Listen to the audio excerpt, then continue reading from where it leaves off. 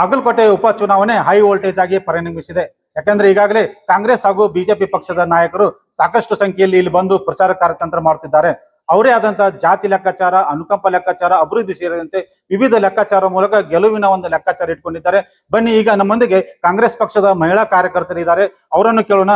ಅವರು ಪಕ್ಷದ ಗೆಲುವಿಗಾಗಿ ಯಾವ ತರ ಒಂದು ವಿಶ್ವಾಸ ಇಟ್ಟುಕೊಂಡಿದ್ದಾರೆ ಮತ್ತು ಇವರು ಯಾವ ಆಧಾರ ಮೇಲೆ ಪಕ್ಷ ಗೆಲ್ಲುತ್ತದೆ ಮಾಹಿತಿ ಕೇಳೋಣ.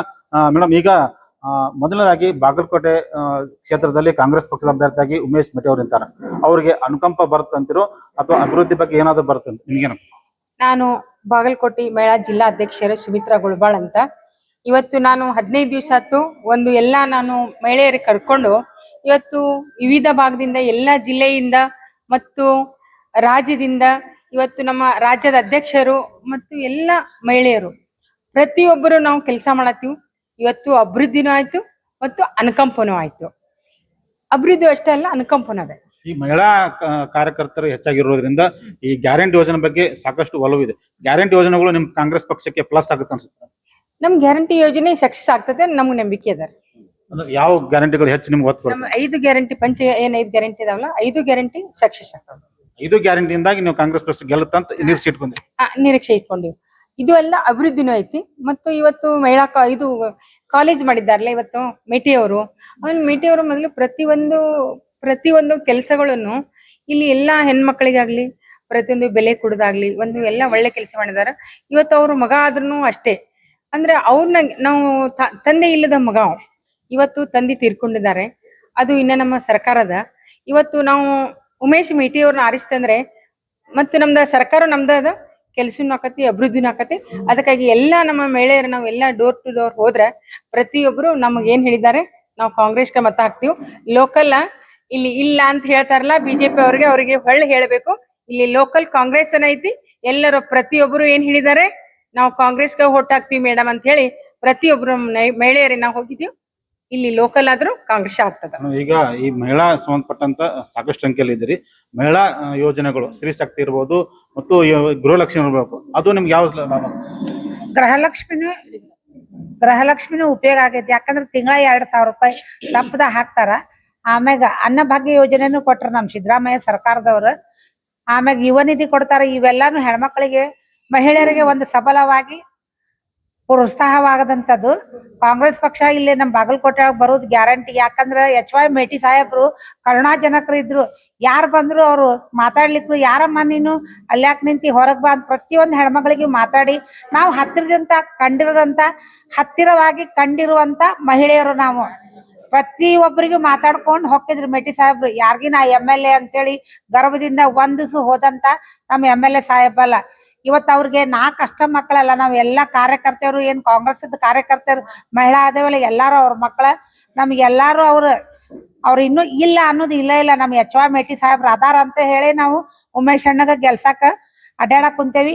ನಮ್ ಕಾಂಗ್ರೆಸ್ ಪಕ್ಷ ಮೇಟಿ ಅವ್ರು ಯಾವ ರೀತಿ ಅದಾರೆ, ಅವ್ರ ಪುತ್ರ ಉಮೇಶ್ ಅವರು ಅದೇ ರೀತಿ ಇದ್ದಾರು. ಅವ್ರು ಬೇರೆ ಮತ್ತೆ ಸಭಾ ಇಲ್ಲ, ಅವ್ರು ಅದೇ ರೀತಿ ಅದಾರ, ಮುಗ್ಧ ಅದಾರ. ಆದ್ರ ನಾವ್ ಇನ್ನೂ ಅವ್ರನ್ನ ಹತ್ತಿರದಿಂದ ನೋಡಿಲ್ಲ. ಹತ್ತಿರದಿಂದ ನೋಡೀವಿ. ಅವ್ರ ತಂದೆಯವರು ಇರುವಾಗ ಅವ್ರೇನು ಮಾಡ್ತಿದ್ದಿಲ್ಲ, ಹೂ ಅಂತಿದ್ರು. ಅವ್ರಂಗ ಅವ್ರು ಮೃದು ಸ್ವಭಾವದಾರ, ಮಾತ್ರ ಎಲ್ಲಾರನು ಕರಿತಾರ, ಬರ್ರಿ ಕುಂದಿರ್ರಿ ಅಕ್ಕ ಅನ್ಲಾರ್ದ ನಮ್ಮ ಉಮೇಶ್ ಅಣ್ಣ ಮಾತಾಡಂಗಿಲ್ಲ. ಮೊದ್ಲೇಕ ಕಾರ್ಯಕರ್ತರಿಗೆ ಅವ್ರು ಪ್ರೋತ್ಸಾಹ ಕೊಡ್ತಾರ, ಮರ್ಯಾದೆ ಕೊಡ್ತಾರ. ನಮ್ಗ ಅದ ಮುಖ್ಯ. MLAನು ಬಾರವ ಒಳಗ್ ಕುಂದ್ರ ಅನ್ನಂಗಿಲ್ಲ. ಅಂತ ತಂದಿ ಮಗ ನಮ್ಮ ಉಮೇಶ್ ಅಣ್ಣ ಆರಿಶ್ ಬರ್ಲಿ ಅಂತೇಳಿ ನಾವು ದೇವ್ರ ಕಡೆ ಕೇಳ್ತೇವೆ. ನಾವು ಅವನ ಸಲುವಾಗಿ ಹಗಲಿ ರಾತ್ರಿ ಕೆಲಸ ಮಾಡ್ತೀವಿ. ಈಗ ಬಿಜೆಪಿ ಅಭ್ಯರ್ಥಿ ಚಲೋ ಅನ್ಸುತ್ತಾರೋ ಕಾಂಗ್ರೆಸ್ ಅಭ್ಯರ್ಥಿ ಚಲೋ ಅನಿಸ್ತಾರ? ನಮ್ ಕಾಂಗ್ರೆಸ್ ಅಭ್ಯರ್ಥಿನ ಚಲೋ. ಯಾಕೆ ಚಲೋ? ಅವ್ರ ಭಾಷಣ ಮಾಡಂಗಿಲ್ಲ, ಸರಿಯಾಗಿ ಸ್ಪಂದನೆ ಮಾಡಂಗಿಲ್ಲ ಅಂತ ಬಿಜೆಪಿ ಆರೋಪ ಮಾಡ್ತಾರೆ. ಅದಕ್ಕೆ ನೀವೇನ್ ಹೇಳ್ತೀರಿ? ಭಾಷಣನೇ ಇಂಪಾರ್ಟೆಂಟ್ ಆಗಲ್ರಿ. ನಮ್ಗೆ ಇಲ್ಲಿ ಅಭಿವೃದ್ಧಿ ಆಗ್ಬೇಕು, ಆಮೇಲೆ ಜನರಿಗೆ ಗೌರವ ಕೊಡ್ಬೇಕು. ಇಲ್ಲಿರೋಂತ ಒಂದ್ ಕೆಲಸ ಕಾರ್ಯಗಳನ್ನ ಹಾಕೊಂಡ್ ಬಂದು ನಮ್ ಯೋಜನೆಗಳನ್ನ ತಗೊಂಡ್ ಬಂದು ಬಾಗಲಕೋಟೆ ಅಭಿವೃದ್ಧಿ ಪರವಾಗಿ ಅವ್ರು ಇರ್ಬೇಕು ಅನ್ನೋದು ನಮ್ಮ ವಿಚಾರ. ಈಗ ಇಲ್ಲಿ ಜಾತಿ ಆಧಾರ ಮೇಲೆ ಹೆಚ್ಚಾಗಿ ಪ್ರಭಾವ ಬೀರುತ್ತಂತಿರೋ ಅಥವಾ ಏನೋ ಅಭಿವೃದ್ಧಿ ಸಲುವಾಗಿ ಹೆಚ್ಚು ಪ್ರಭಾವ ಬೀರುತ್ತೆ? ಜಾತಿ ಅಂತ ಏನಿರೋದಿಲ್ಲ. ಕೆಲವು ಮಂದಿಗೆ ಹುಚ್ಚದು ಜಾತಿ, ಆ ಜಾತಿಯವ್ರು ಅದಕ್ಕೆ ಹಾಕ್ತಾರೆ, ಈ ಜಾತಿಯವ್ರು ಇದಕ್ಕೆ ಹಾಕ್ತಾರೆ ಅನ್ನೋದು ಅವ್ರ ಹುಚ್ಚು ಸ್ವಭಾವ. ಆದ್ರೆ ಎಲ್ಲರ ಮನದಟ್ಟಿಗೆ ಮುಟ್ಟಿದ್ದು ಎಲ್ಲ ಪಂಚ ಗ್ಯಾರಂಟಿಗಳು ಯೋಜನೆಗಳು ಮನೆ ಮುಟ್ಟಿದಾವ್. ಅವರು ನಾವು ಡೋರ್ ಟು ಡೋರ್ ಹೋದಾಗ ನೀವು ಬರಾಕ್ ಹೋಗ್ಬೇಡ್ರಿ, ನಾವು ಕಾಂಗ್ರೆಸ್ನ ಗೆಲ್ಲಿಸ್ತೀವಿ, ಮೇಟಿ ಸಾಹೇಬ್ರಿಂದ ನಮ್ಗೆ ಬಹಳ ಅನುಕೂಲ ಆಗಿದೆ. ಮತ್ತ ಅವರ ಮಗ ಉಮೇಶ್ ಅಣ್ಣ ಮೇಟಿ ಅವರು ನಮ್ಗ ಮುಂದೆ ಏನಾದ್ರು ಕೆಲಸ ಮಾಡ್ಕೊಡ್ತಾರ ಅನ್ನೋ ಒಂದು ಭರವಸೆಯಿಂದ ಎಲ್ಲರೂ ಹೇಳಿದ್ದಾರೆ. ಈಗ ಇಲ್ಲೇನಂದ್ರೆ ಇನ್ನೊಂದು ಗ್ರಾಮೀಣ ಭಾಗದಲ್ಲಿ ಕಾಂಗ್ರೆಸ್ ಪಕ್ಷದ ಹೆಚ್ಚು ಒಲವಿದೆ, ಸಿಟಿ ಭಾಗದಲ್ಲಿ ಒಂದು ಒಲವು ಕಡಿಮೆ ಇದೆ ಅಂತ ಕೇಳಿ ಬರ್ತಾ ಇದೆ. ಅದಕ್ಕೆ ಈಗ ಇಲ್ಲಿ ಗ್ರಾಮೀಣ ಭಾಗದಲ್ಲಿ ನೀವು ಸಂಚಾರ ಮಾಡಿದ್ರಿ, ಸಿಟಿ ಭಾಗದಲ್ಲಿ ಸಂಚಾರ ಮಾಡಿದ್ರಿ, ಈಗ ನಿಮಗೆ ಯಾವುದು ಒಂದು ಹೆಚ್ಚು ಒಲವು ಅಂತ? ನನ್ನ ಹೆಸರು ಡಾಕ್ಟರ್ ಸರಸ್ವತಿ ಪಾಟೀಲ್ ಅಂತ. ನಾವು ಸಿಂಧನೂರ್ಲಸ್ ಬಂದಿರೋದು, ರಾಜಕೀಯ ಪಕ್ಷದ ಪ್ರಧಾನ ಕಾರ್ಯದರ್ಶಿ. ಇಲ್ಲಿ ಬಂದು 4 ದಿವಸ ಆಯ್ತು ಸರ್, ನಾವು ಅಲ್ಲೇ ಕೆಲಸ ಮಾಡಕ. ಇನ್ನೂ 4-5 ದಿವಸ ನಾವು ಅವ್ರ ಪರವಾಗಿ ಕೆಲಸ ಮಾಡ್ತೀವಿ.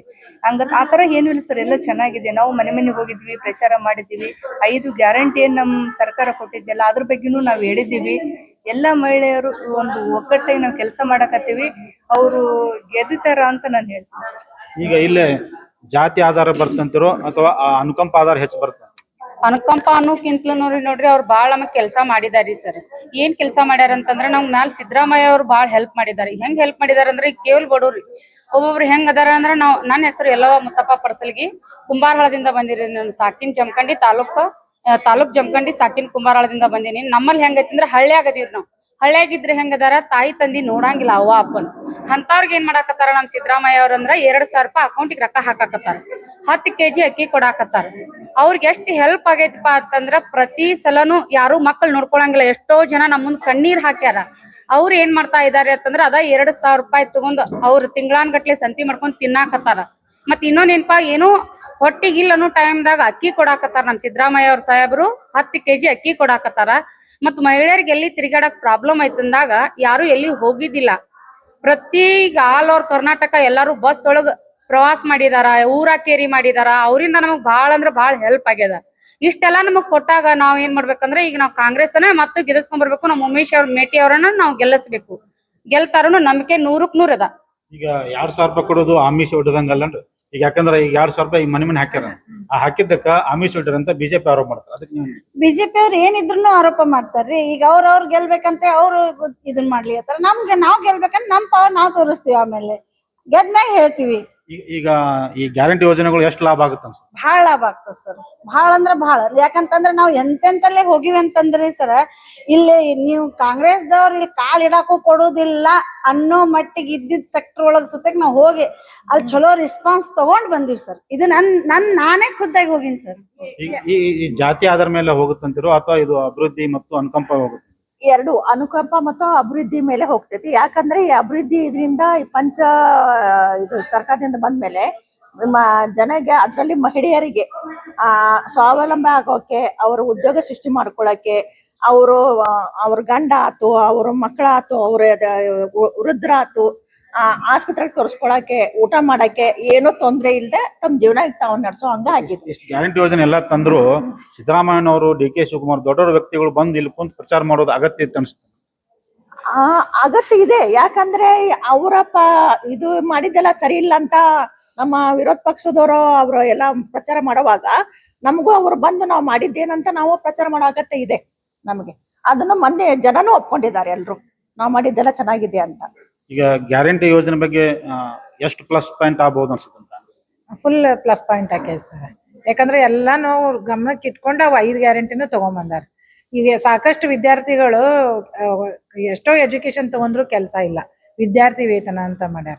ಆಮೇಲೆ ಮಹಿಳೆಯರಿಗೆ ನೋಡ್ರಿ, ಪ್ರತಿಯೊಬ್ಬರು ಒಂದ್ 50-100 ರೂಪಾಯಿಗೂ ಗಂಡನ ಹತ್ರ ಮಗನ ಹತ್ರ ಕೈ ಒಡ್ಬೇಕಿತ್ತು ಖರ್ಚಿಗೆ ಅಂತ. ಈಗ ಅದಕ್ಕೂ ಅದೇ 2,000 ರೂಪಾಯಿಂದ ಒಂದು ಸಣ್ಣ ಪುಟ್ಟ ಖರ್ಚುಗಳನ್ನ ಅವರು ಇದು ಮಾಡ್ಕೋತಾರೆ. ತುಂಬಾ ಉಪಯುಕ್ತ ಐತಿ ಸರ್.